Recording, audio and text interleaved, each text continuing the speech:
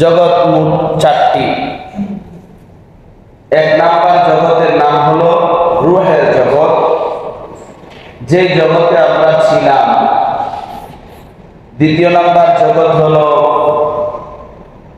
দুনিয়ার জগৎ, আলমে দুনিয়া, যে জগতে আমরা আছি। তৃতীয় নাম্বার জগৎ হলো আলমে বরজখ, কবরের জগৎ, যেটি আখিরাতের সূচনা। চতুর্থ হলো আলমে আখিরাত, পরকাল জগৎ, যেই জগতের শুরু আছে শেষ নাই। তাহলে জগতের সংখ্যা হলো চারটি। বলেন কয়টি? চারটি। রূহের জগৎ, দুনিয়ার জগৎ, কবরের জগৎ, আখিরাতের জগৎ। আমরা ছিলাম রূহের জগতে। রূহের জগৎ থেকে আমাদেরকে বাবার পিঠে মায়ের গর্ভে হয়ে দুনিয়াতে আমরা এসেছি। কিন্তু একটা রূহ বাবার পিঠে যান নাই, সরাসরি মার গর্ভে আল্লাহ দান করেছিলেন। এই রূহটা হলো হযরত ঈসা আলাইহিস সালাম, যিনাকে আল্লাহ বাবা ছাড়া দুনিয়াতে প্রেরণ করেছিলেন।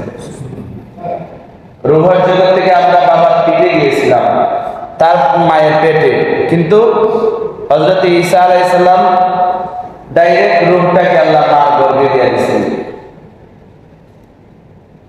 এই রূহের জগৎ থেকে আমরা দুনিয়ার জগতে বর্তমানে আছি।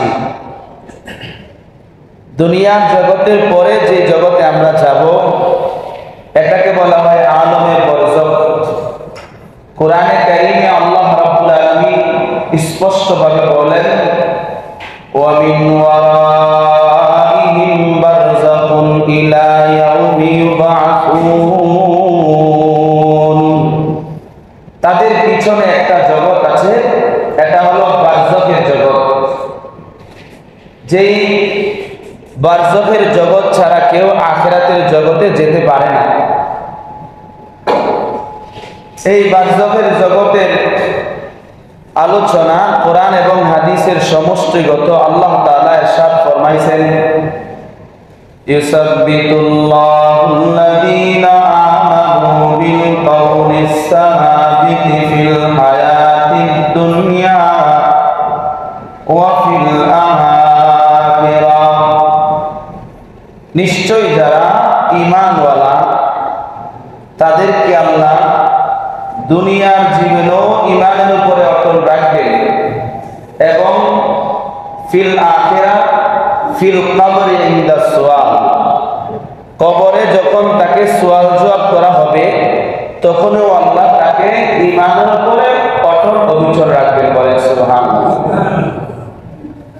তাহলে আমরা ক্লিয়ার হইলাম, পরিষ্কার হলাম যে কবরে যখন মুমিনকে প্রশ্ন করা হবে, ওই মুমিনকে ঈমানের উপরে, ওই পূর্ণ মুমিনকে ঈমানের উপরে অটল রাখবেন কে? আল্লাহ। এটা আল্লাহ নিজে কোরআনে বলেছেন। কারণ প্রকার হলো তিন প্রকার। একটি হলো মুমিন মুসলমান, আরেকটি হলো মুনাফিক কাফের, আরেকটি হলো মুমিনে আসি। তিন ধরনের হয়। একটা হয়তো সে পরিপূর্ণ মুমিন মুসলমান, অথবা সে মুনাফিক হবে, অথবা মুমিন পাশাপাশি নাফরমান গুনাহগার পাপী মুমিন। আল্লাহ নবী সাল্লাল্লাহু আলাইহি ওয়াসাল্লাম হাদিস শরীফে ইরশাদ ফরমাইছেন, যখন মুমিন বান্দাকে কবরে রাখা হয় তার অবস্থা কেমন হবে, এবং যখন মুনাফিককে কবরে রাখা হয় তার অবস্থা কেমন হবে, পাপী মুমিনকে কবরে রাখা হয় তার অবস্থা কেমন হবে। আল্লাহ নবী সাল্লাল্লাহু আলাইহি সাল্লাম হাদিস শরীফে ইরশাদ ফরমান, ইযা উখবিরাল মাইতু আতাহু মালাকান আসওয়াদান আযরাকান ইউকালু লি আহাদিহিমাল মুনকার ওয়াল আখিরি আন-নাকির। আল্লাহ রাসূলের ইরশাদ ফরমান, যখন কবরের মধ্যে মানুষকে রাখা হয়, মুর্দাকে রাখা হয়, মুর্দারের কাছে দুইজন ফেরেশতা আগমন হয়। একজন ফেরেশতার নাম মুনকার, আরেকজন ফেরেশতার নাম নাকির। এই দুইজন ফেরেশতা, তাদের চেহারা এবং দেহের অবস্থা বড় ভয়ঙ্কর। আল্লাহ রাসূল বলেন, মালাকানে আসওয়াদান, কালো নীল চক্ষুওয়ালা, কালো বর্ণের ভয়ঙ্কর চক্ষুওয়ালা ফেরেশতা বান্দার কবরের মধ্যে উপস্থিত হয়। যেমন দেখতে চক্ষুটা একটা আগুনের গোলা। দুই ফেরেশতা আইসা ওই মাইয়িতকে, অন্য হাদিসে নবী বলেন, ফাইজলিসানিহি ফায়ুকাইদানিহি ফায়াকুলান, এই দুই ফেরেশতা আইসা মাইয়িতকে কবরে উঠাইয়া বসাইয়া মাইয়িতকে, মুর্দাকে প্রশ্ন করতে থাকে। আল্লাহ রাসূল বলেন, প্রথমে মাইয়িতকে প্রশ্ন করা হয়, মার রাব্বুকা, তোমার রব কে?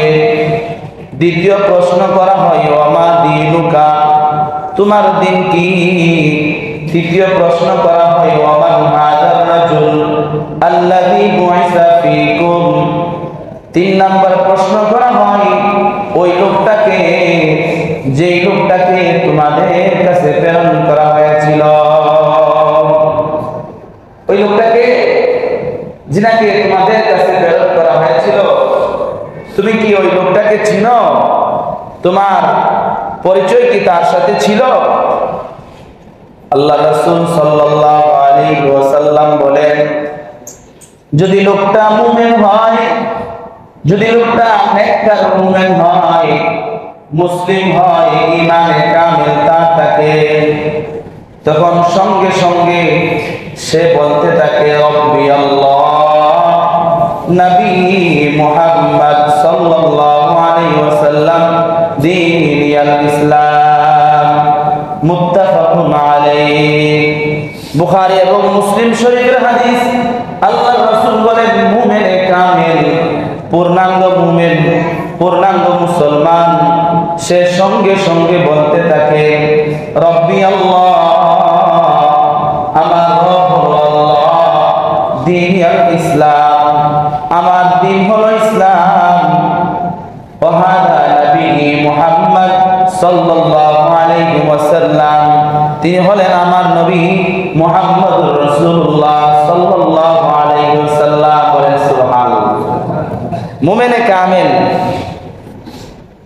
মুসলিমে কামিল, পূর্ণ মুমিন সঙ্গে সঙ্গে তিনটা প্রশ্নের সাফ সাফ উত্তর দেয়। মিশকাতুল মাসাবিহ গ্রন্থের পার্শ্বদিকায় লেখা হয়, আল্লাহর নবীকে ইউকশাফু লিল মাইয়িত হাত্তা ইয়ারান নাবিয়্যা সাল্লাল্লাহু আলাইহি ওয়াসাল্লাম ওয়া হিয়া বুশরা আযীমা লিল মুমিনিন সাহাযালিক। মুমিনে কামিলকে একদম সুরঙ্গ পথে আল্লাহর রাসূলের রওজার দিকে দেখানো হয়। সুরঙ্গ পথে আল্লাহর রাসূলকে দেখাইয়া বলা হয়, তুমি কি এই লোকটাকে চিনো নাকি? মুমিনে কামিল বলে, মুসলিমে কামিল পূর্ণ ঈমানদার বলে, হাদা নবী মুহাম্মদ, তিনি হলেন আমাদের নবী, আমার নবী মুহাম্মদ। সুবহানাল্লাহ। এটা মুমিনের জন্য বুশরা আযীমা, মহা সুসংবাদ, যে কবরে তাকে নবীরে দেখায় বলা হয়, এই লোকটাকে তুমি চিনো। পরিপূর্ণ মুমিন নবীজিকে দেখেন নাই দুনিয়াতে, কিন্তু সে চিনবে, কারণ নবীর গুণ শুনেছে, নবীজির গুণ সে শুনেছে। নবীজির সাল্লাল্লাহু আলাইহি সাল্লামের চোখের দৃশ্যটা কেমন ছিল? কালো জায়গাগুলা কালো, চোখের ভিতরে একটা লাল রেখা ছিল, চুলগুলা হালকা ছাড়া এবং কোকড়ানো ছিল, নবীজির ভ্রুগুলা চিকন ছিল, কপালটা ছিল চওড়া। আল্লাহ নবীর চেহারাটা যেন একটা চাঁদের টুকরা ছিল, যেন চাঁদ চেহারার মধ্যে উজ্জ্বল হয়ে আছে। মুমিনে কামিল সে নবীকে দেখা মাত্রই বলবে, ইনি তো আমার নবী। সাফ সাফ পরিষ্কার উত্তর দিয়ে দিবে, কোনো ভেজাল হবে না, উত্তর দিতে তার কোনো কষ্ট হবে না। কিন্তু যদি সেই ব্যক্তিটা মুনাফিক হয়, কাফের হয়, অথবা গুনাহগার মুমিন হয়, পাপী মুমিন হয়, বেনামাজি বেরোজগার মুমিন হয়, যাকাত দেয় না, হজ করার সমর্থ করে না, এমন মুমিন হয়, তখন ওই ব্যক্তি উত্তর দিতে গিয়ে ভেজাল লাগাই দিবে। ওই মুনাফিক তখন বলবে, হা হা লা আদরি, আমি জানি না, হায় হায় আমি জানি না, আমি জানি না।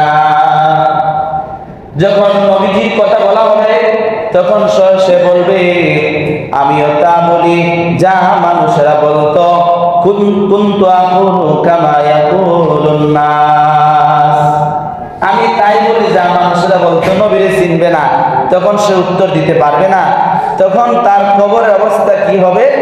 আল্লাহ রাসূল বলেন, ফেরেশতারা তখন তাকে ধিক্কার দিয়ে বলবে, লা দারাইতা ওয়া মা তালাইতা, তুমি কেন জানো নাই, তুমি কেন পড়ো নাই, শুনো নাই, তুমি কেন জানো নাই, কেন পড়ো নাই, কেন শুনে নাই। আল্লাহ রাসূল বলেন, তখন ফেরেশতারা তাকে শাস্তি দিবে, শাস্তি তার কবরে শুরু হয়ে যাবে। আল্লাহ রাসূল বলেন, ওয়ায়াদরিবু বিমা তারিকিম মিন হাদিদিন দরবাতান ফায়াসিহু সাইহাতান ইয়াসমাউহা মান ইয়ালিহি গায়রাস সাকালাইন, মুত্তাফাকুন আলাইহি। বুখারী এবং মুসলিম শরীফের হাদিস। আল্লাহর রাসূল বলেন, ওই মুনাফিককে, ওই পাপী বান্দাকে তখন লোহার গুর্জ দিয়া প্রহার করা হবে। এই লোহার গুর্জের প্রহারে এমন জোরে সে চিৎকার করবে, ফায়াসিহু সাইহাতান, এমন বিকট চিৎকার সে করবে, তার আশেপাশে যত মানুষ জিন যারা আছে সবাই শুনতে পাবে, সবাই শুনবে। গায়রাস সাকালাইন, সাকালাইন মানে মানুষ এবং জিন, তারা ছাড়া সবাই শুনতে পাবে। অন্য হাদিসে নবীজি বলেন, ওই কাফের অথবা পাপী মুমিনকে বলা হবে, তুমি কেন পড়ো নাই, তুমি কেন জানো নাই। তখন ফায়ুকালু লিল আরদি ইলতাইমি আলাইহি ফাতালতামিউ আলাইহি ফাতাখতালিফু আদলাহু। আল্লাহ রাসূল বলেন, তখন তার কবরের দুই পাশের জমিনকে বলা হবে, হে জমিন তুমি তাকে চাপা দাও। নবীজি বলেন, তার কবর তাকে চাপ দিবে, ফালা ইয়াজালু ফিহা মুআযযাবান হাত্তা ইয়াবআসাহুল্লাহু মিন মারজাইহি, যালিকা রাওয়াহু তিরমিযি রাহিমাহুল্লাহ। আল্লাহ রাসূল বলেন, ওই ব্যক্তিকে দুই পাশে এমন ভাবে চাপ দেওয়া হবে যে তার পাজরের হাতটা একটার ভিতর আরেকটা ঢুকে যাবে। নবীজি নিজের হাত মুবারক এভাবে ঢুকাইয়া দেখাইছেন। আল্লাহ রাসূল বলেন, ওই কাফের মুনাফিক পাপীকে এমন ভাবে শাস্তি দেওয়া হবে। আল্লাহ রাসূল তারপরে বলেন, ওই কাইয়াদু লাহু, এবং তার কবরের মধ্যে নিযুক্ত করে দেওয়া হবে 70 তিন্নিনা, ওই কাইয়াদু আলাইহি কবরুহু হাত্তা তাখতালিফা ফিহি আদলাহু। আল্লাহ রাসূল বলেন, তার কবর তাকে সংকীর্ণ করে ফেলবে, চাপা দিবে, এবং তার জন্য নিযুক্ত করা হবে আমা ওয়া আসাম্মু মাহু মিরবাজাতুম মিন হাদিদিন, অন্ধ বধির যে ব্যক্তি, যে ফেরেশতা চোখে দেখে না, কানে শুনে না, এমন ফেরেশতা একটা মিন হাদিদিন, লোহার গুর্জ নিবে, লাউ দারাবা বিহা জাবালুন নাসারা তুরাবা ফায়াদরিবুহা বিহি। আল্লাহ রাসূল বলেন, ওই অন্ধ বধির কানে শুনে না ফেরেশতা লোহার গুর্জ দিয়া তাকে এমন জোরে প্রহার করা হবে, যদি কোনো পাহাড়ে এই প্রহারটা করা হতো তাহলে পাহাড়টা রাশি রাশি বালু কণায় পরিণত হতো। নাউযুবিল্লাহ। আল্লাহ রাসূল বলেন, ইয়াসমাউহা মা বাইনাল মাশরিকি ওয়াল মাগরিব, সে জোরে চিৎকার করবে, পূর্ব পশ্চিম দিক দিগন্তে তার চিৎকারের আওয়াজ চতুর্দিকে ছড়িয়ে যাবে। ইল্লাস সাফালাইন, মানুষ এবং জিন ছাড়া সবাই তার চিৎকার শুনবে। ফায়াসিরু তুরাবা সুম্মা ইউআদু ফীহি আর-রূহ, রাওয়াহু আহমদ ওয়া আবু দাউদ। আবু দাউদ শরীফের হাদিস। যখন তাকে আঘাত করা হবে সেও একদম টুকরা টুকরা ছিন্ন বিচ্ছিন্ন হয়ে যাবে। সুম্মা ইউআদ, আবার তাকে জমাইয়া আবার তার ভিতরে রূহকে দেওয়া হবে, আবার করা হবে। কিয়ামত ইসরাফিল সিঙ্গাপুর দেওয়া পর্যন্ত তাকে এমন ভাবে শাস্তি দেওয়া হবে, তাকে আরেক প্রকার শাস্তি দেওয়া হবে। আল্লাহ রাসূল বলেন কবর তো এমন এক ভয়ঙ্কর, নবীজি নিজে বলেন আমার জীবনে যত ভয়ঙ্কর দৃশ্য আমি দেখেছি, কবর এর মতো ভয়ঙ্কর কোন দৃশ্য আমি দেখি নাই। আল্লাহ নবীর মেয়ের জামাতা হযরত উসমান গনি, যিনি শিল্পপতি ছিলেন, সাহাবায়ে কেরামের মধ্যে সবচেয়ে বড় ধনী ছিলেন, হযরত উসমান রাদিয়াল্লাহু তাআলা 300 মুজাহিদের জন্য 300 উট, ঘোড়া, তাদের খাবার, রাস্তার যাবতীয় খরচ উনি একাই বহন করেছেন। মসজিদের জন্য লক্ষ্য সংশ্লিষ্ট জায়গাটুকু নিজের ব্যবসার টাকা দিয়া মসজিদে কিনা নিজে দান করছেন। মসজিদের সামনে এক ইহুদির কূপ ছিল, নিজের টাকা দিয়ে কূপ কিনা উনি মসজিদের মুসল্লিদের জন্য, নামাজি এমনকি গায়রে মুসলিমদের জন্য অক্ষ করে সাধারণভাবে দান করেছেন। উসমান রাদিয়াল্লাহু তাআলা এত বড় একজন সাহাবী, নবীজি মিম্বরে উঠা উসমানের এই দানগুলাতে খুশি হইয়া উসমান অনেকগুলা স্বর্ণ মুদ্রা নিয়ে আয়েশা নবীর কুলের মধ্যে ডালছে। নবীজি স্বর্ণ মুদ্রা উলট পালট করে আর বলেন মা দররা উসমান মা আমিলা বাদা যালিক, আজকের পরে উসমান কোনো আমল করলে তার কোনো ক্ষতি হবে না। এর মানে উসমানকে নবীজি সরাসরি জান্নাতের সার্টিফিকেট দিয়ে দিলেন। এই উসমান রাদিয়াল্লাহু কবরের পাশে গেলে দাড়ি ভিজা ভিজা কান্না করে, মানুষেরা দেখে এভাবে কাঁদেন কেন? আল্লাহ রাসূল বলেছেন ইন্নাল কবরা আউয়ালু মানজিলিন মিন মানাজিলিল আখিরাহ, কবর হলো আখিরাতের প্রথম ঘাটি। যে ব্যক্তি ঘাটিতে ধরা খাবে বাকি ঘাটিগুলা তার জন্য কষ্ট হবে। এই ঘাটিগুলাতে কেউ যদি মুক্তি পায় ফামা বাদাহু আইসারু মিনহু, নবী বলেন পরবর্তী ঘাটিটা তার জন্য সহজ হবে। এজন্য আমি কবরে আলোচনা করলেও এত কান্না করি না। যখন কবরের পাশে দাঁড়াই আমার দু চোখ বেয়ে পানি পড়তে থাকে। কেন কাঁদেন? কারণ কবর বড় ভয়ঙ্কর জায়গা। আল্লাহ রাসূল বলেন আল কবরু হুফরাতুম মিন হুফারিন নার, কবর হলো জাহান্নামের একটা গর্তের মতো। কারণ মুনাফিক ব্যক্তিকে, কাফের ব্যক্তিকে, বেনামাজি পাপীকে কবরের মধ্যে শাস্তি দেওয়ার জন্য বিভিন্ন ব্যবস্থা করা হবে। আল্লাহ নবীর সাহাবী আবু সাঈদ রাদিয়াল্লাহু তাআলা বলেন আল্লাহ রাসূল বলেছেন লা ইউসাল্লাতু আলাল কাফির ফি কবরিহি 99 তিন্নিনা, কাফের ব্যক্তিকে কবরে শাস্তি দেওয়ার জন্য 99টা সাপ নিযুক্ত করে দেওয়া হবে। একটা সাপ এত বড় ভয়ঙ্কর, এই সাপ গোনাটাকে খামসাইয়া দংশন করবে। তানহাসুহু ওয়া তালদাগুহু হাত্তা ইয়াকুমাস সাআ, কিয়ামত পর্যন্ত তাকে দংশন করতে থাকবে। হাত্তা ইয়াকুমাস সাআ লাউ আন্না তিন্নিনান মিনহা নাফাকা ফিল আরদ মামবাতাত খাদিরা, রাওয়াহু দারামি ওয়া তিরমিজি রাহিমাহুল্লাহ। আল্লাহ নবী বলেন একটা সাপ যদি দুনিয়ার মধ্যে একটু শ্বাস ফেলতো, মামবাতাত খাদিরা, সাপের বিষাক্ততা এত ভয়ঙ্কর, এই জমিনের মধ্যে আর কোনোদিন উদ্ভিদ তরলতা সবুজ শ্যামল গাছ হতো না। এমন ভয়ঙ্কর 99টা সাপ দেওয়া হবে। অন্য হাদিস আছে আল্লাহ নবী বলেন 70টা সাপ দেওয়া হবে। মুহাদ্দিসিনে কেরাম বলেন 99টা সাপ কেন দেবে? যে ব্যক্তি ঠিক মতো নামাজ পড়ে নাই, যে আল্লাহকে বিশ্বাস করে নাই, নবীর কথা বিশ্বাস করে নাই, ওই ব্যক্তি আল্লাহর 99টা নামের সাথে কুফরি করেছে। এই জন্য একটা নামের বদলা একটা সাপের জন্য 99টা। অন্য হাদিসে আছে 70টা। কেন? মানুষের একটা মানুষের দেহের ভিতরে 70টা দোষ থাকে, অহংকার, গর্ব, লৌকিকতা, হিংসা, বিদ্বেষ। এই 70টা দোষকে যে লুকাইয়া পরিপূর্ণ মুমিন মুসলমান হবে তাকে দেওয়া হবে জান্নাত। আর যেগুলা না সরাইতে পারবে তার জন্য ওই 70টা সাপ নিযুক্ত করা হবে। আল্লাহ নবী যখন জাহান্নামের বয়ান করলেন, সাহাবাদের অবস্থা কেমন হলো? হযরতে আসমা বিনতে আবু বকর, নবীজির জ্যাঠা হতেন আয়েশার বড় বোন আসমা বিনতে আবু বকর, মহিলা সাহাবী বলেন, সাহাবিয়া বলেন, আল্লাহ নবী যখন কবরের আলোচনা করলেন, তখন নবীজির কবরের আলোচনা শুনে সাহাবায়ে কেরামের মধ্যে মসজিদে কান্নার রোল পড়ে গেল।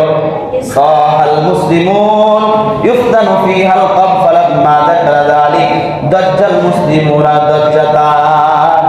নবীর কবরের আলোচনায় সাহাবায়ে কেরামের মধ্যে কান্নার রোল পড়ে গেল।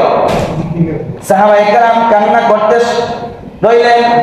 ফালাম্মা সাকাতাত দাজ্জাতুহুম কুলতু লিরাজুলিন কারীবিন মিন্নি আই বারাকাল্লাহু ফীকা মাযা ক্বালা রাসূলুল্লাহ সাল্লাল্লাহু আলাইহি ওয়াসাল্লাম ফি আখির কওলি ক্বাল قد أوحي إلي إنكم تفتنون في القبور قريبا من فتنة الدجال। হযরত আসমা বলেন, যখন মানুষের কান্না স্বাভাবিক হলো, তখন আমার কাছে এক ব্যক্তিকে বললাম, নবীজি সর্বশেষ কি বলেছিলেন? মানুষের কান্নার আওয়াজে কতটা আমি বুঝি নাই, কি বলেছেন? তখন ওই সাহাবী বলেন, আল্লাহ নবী শেষে বলেছেন, যদি কোনো একটা মানুষের সামনে স্বয়ং দাজ্জাল তার সামনে উপস্থিত হয়ে যায়, সে যেমন ফিতনার মধ্যে পড়বে, দাজ্জালকে আল্লাহ বা খোদা মানবে কি মানবে না, সে ভয়ঙ্কর বিপদে পড়বে। একটা মানুষের কবরে এই সমপরিমাণ কাছাকাছি ফিতনায় তাকে করতে হবে। আল্লাহ নবী সাল্লাল্লাহু আলাইহি ওয়াসাল্লাম সুসংবাদ দিয়েছেন নেককার মুমিনকে, তাকে যখন কবরে রাখা হবে তখন তার অবস্থা কি হবে? যখন নেককারকে কবরে রাখা হবে, সূর্য যখন দুনিয়াতে ঢলে যাবে, তার কবরের মধ্যে অন্ধকার হয়ে যাবে। নেককার নামাজি মুমিন সঙ্গে সঙ্গে বলতে থাকবে, আমাকে ছেড়ে দাও, দাউনি উসাল্লি, রাওয়াহু ইবনু মাজাহ। নেককার মুমিন বলবে, আমাকে একটু সুযোগ দাও, সন্ধ্যা হয়ে গেছে, আমি একটু নামাজ পড়ে নেই। কবরের মধ্যে নেককার ব্যক্তি নামাজ পড়তে চাইবে, বদকার হইলে তো তার শাস্তির শেষ নাই। বদকারের রূহটা কবজা করার সময় ভয়ঙ্কর অবস্থা হবে। আল্লাহ রাসূল বলেন, উলামারা বলেছেন, একটা জীবন্ত খাসি এর চামড়া যদি ছিঁড়ে ফেলা হয়, জীবন্ত খাসির চামড়া ছিঁড়ে ফেলা হলে জীবন্ত খাসিটা যেমন কষ্টে ছটফট করবে, একটা মানুষ মুমিন না হইয়া বা মুমিন যদি গুনাহগার হয় বা কাফের বা মুনাফিক হয়, তার রূহটা বের করার সময় এমন কষ্ট হবে। আল্লাহ রাসূল হাদিসে দৃষ্টান্ত দিয়ে বলেছেন, যদি তুমি একটা চুল বিশিষ্ট চামড়াকে কাঁটাদার একটা গাছের মধ্যে চড়াইয়া দাও, তারপরে এটাকে টান দাও, এই চামড়াটা যেমন কাটায় বিদে একদম টুকরা টুকরা হয়ে যাবে। মুনাফিক, কাফের অথবা ইমানদার কিন্তু বেনামাজি ছিল, অথবা সে পূর্ণ ইমানদার হতে পারে নাই, অথবা তার ভিতরে যে দোষ ছিল এগুলা বের করতে পারে নাই, ওই ব্যক্তিকেও রূহ কবজা করার সময় এত ভয়ঙ্কর অবস্থা হবে। কিন্তু মুমিন যদি হয়, পূর্ণ মুমিন মুসলমান, সে যদি আল্লাহকে চিনে, নবীকে চিনে, তার রূহটা সহজে বের করা হবে। উলামারা তো বলেছেন, একটা মায়ের কোলের শিশু যেমন দুধ পান করতে করতে ঘুমিয়ে যায়, একটা মুমিন নেককার তার অবস্থা এমন ভাবে সে ঘুমিয়ে গেল। মহিলারা যে পিঠা বানানোর জন্য খামিরা কাই করে, এই কাই থেকে যেমন চুল সহজে বের হয়ে যায়, নেককারের রূহটা এমন সহজে বের হয়ে যাবে। 70 জন ফেরেশতা এই রূহটাকে স্বাগতম জানানোর জন্য হযরত আজরাইলের সঙ্গে জান্নাতি পেয়ালায় সুগন্ধি মিশ্রণ করে নিয়ে উপস্থিত হয়ে বলেন সুবহানাল্লাহ। নেককার মুমিন হলে তার জন্য সুসংবাদ। নবী করিম সাল্লাল্লাহু আলাইহি ওয়াসাল্লাম বলেছেন, নেককার মুমিনকে যখন কবরের মধ্যে রাখা হবে, তখন সঙ্গে সঙ্গে আল্লাহর পক্ষ থেকে বলা হয় আলবিসুহু মিনাল জান্নাহ, এই নেককারকে জান্নাতি পোশাক পরিধান করায়া দাও। ওয়াফতাহু লাহু বাবান ইলাল জান্নাহ, এই নেককার মুমিনের কবরের দিকে অলৌকিকভাবে জান্নাত থেকে একটা দরজা তার দিকে খুলে দাও। ওয়া আফরিশুহু মিনাল জান্নাহ ওয়া আলবিসুহু মিনাল জান্নাহ, তাকে জান্নাতি পোশাক পরাও, জান্নাতি বিছানা বিছাও, জান্নাত থেকে দরজা তার কবরের দিকে তুমি খুলে দাও, যাতে করে জান্নাতের হাওয়া তার কবরে আসতে পারে। সুবহানাল্লাহ। নেককার মুমিন যখন কবর রাখবে তখন ফেরেশতারা তাকে সওয়াল জবাব করবে। সওয়াল জবাব করে ফেরেশতারা তাদেরকে বলবে নাম কানা উম্মাতিল আরুস, নতুন দুলহান নতুন স্বামী যেমন বর যেমন ঘুমায়া যায়, তুমিও এভাবে ঘুমায়া যাও। এই বরকে যেমন তার একদম পরিবারের প্রিয়, তার প্রিয় তোমার স্ত্রী ছাড়া কেউ ডাক দিতে সাহস করে না, ঠিক মুমিন বান্দা যখন কবরে ঘুমায়া থাকবে, ইসরাফিল যখন সিংহা ফু দিবে যেন তার ঘুম ভাঙবে। বলেন সুবহানাল্লাহ। কিন্তু এখানে মুমিন বান্দার দুনিয়াতে তার গুনাহের কারণে তার কবরে কিছু কিছু সময় শাস্তি হয়, এই শাস্তির দ্বারা আল্লাহ তাআলা তার কবরেই গুনাহ মাফ করে দেয়, আখিরাতের জন্য কিছু রাখে না।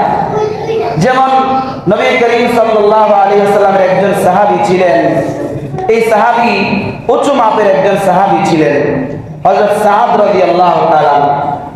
সাদ রাদিয়াল্লাহু তাআলা এমন একজন সাহাবী ছিলেন, আল্লাহু আকবার। হযরত জাবের বলেন, হযরত ইবনে ওমর বলেন, হাদাল্লাযী তাহাররাকা লাহু আরশু ওয়া ফুতিহাত লাহু আবওয়াবুস সামা ওয়া শাহিদাহু ৭০,০০০ মালাকিন আলফা মিনাল মালাইকা। আল্লাহ নবী বলেছেন, এই সাদ এমন একজন সাহাবী যে যার ইন্তেকালের পর আল্লাহর আরশ কেঁপে উঠেছিল। বলে সুবহানাল্লাহ। ওয়াশাহিদাহু ৭০,০০০ মিনাল মালাইকা, যার জানাজায় ৭০,০০০ ফেরেশতা নেমেছিল। ওয়াফুতিহাত লাহু আবওয়াবুস সামা, যার ইন্তেকালের পর আকাশের দরজাগুলো খুলে দেওয়া হয়েছিল। আল্লাহর নবী সাদের জানাজায় উকি দিয়ে দিয়ে হাঁটেন, পা উকি দিয়ে দিয়ে হাঁটেন। সাহাবারা বলেন, নবী গো, পূর্ণ পা বর করে কেন হাঁটেন না? আল্লাহ নবী বলেন, ও সাহাবীরা, আমার সাহাবী সাদের জানাজায় এত পরিমাণ ফেরেশতা এসেছে যে আমি পূর্ণ পা ফেলার জায়গা পাচ্ছি না। এই সাদ এত বড় একজন সাহাবী, মুসলমান হয়েছিলেন, কিন্তু তিনি যখন ইন্তেকাল করলেন, সাদ ইবনে মুআয, ফালাম্মা সাল্লা আলাইহি রাসূলুল্লাহ সাল্লাল্লাহু আলাইহি ওয়াসাল্লাম, আল্লাহর নবী নিজে ইমাম হইয়া সাদের জানাজা নামাজ পড়লেন। ওয়াকুদিয়া ফি কবরি, এবং নবীজির উপস্থিতিতে তাকে কবরে রাখা হলো। ওয়াসুফিয়া আলাইহি, এমনি তার কবরটাকে চাপা মারলো।